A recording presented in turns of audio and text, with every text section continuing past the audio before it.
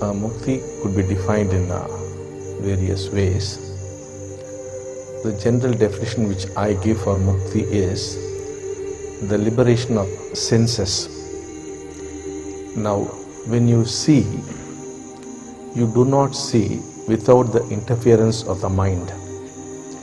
If you can see without the mind interfering, that is Mukti. If you can hear without the mind interfering, that is Mukti. The same applies to smell, touch, and even thought. Thought also can be observed without your getting involved with the thought. Now what's happening is, when you are thinking, you think you are thinking, but it is actually possible to see thoughts flow as though they are independent of you. This is a physical reality. Actually you can see thoughts. Any kind of thought would be coming into you and would be going out of you, and you can watch them.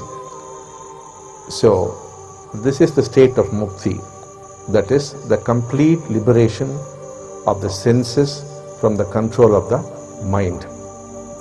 It's only such a being who is actually living.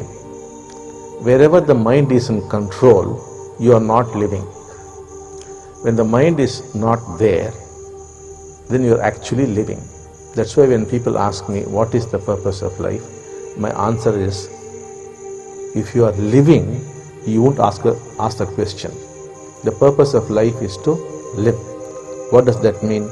To live the life of the senses. The senses must be independent and free of the mind.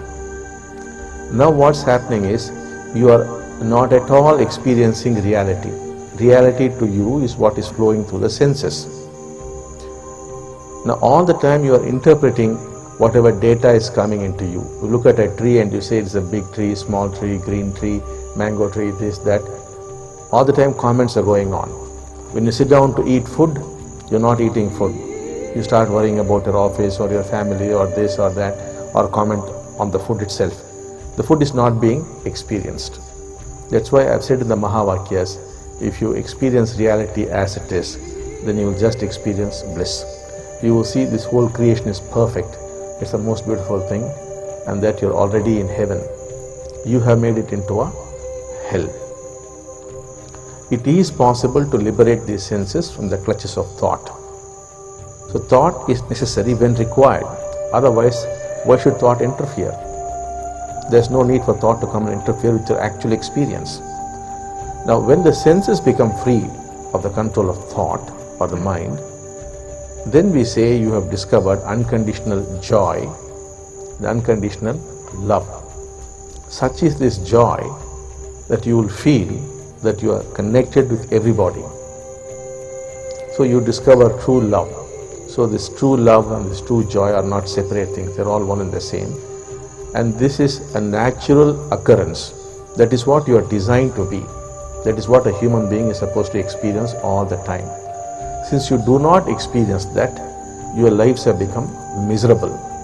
And to escape that misery, you have created various escape routes through which all the time you are escaping from your misery, which misery itself is because you are not experiencing reality.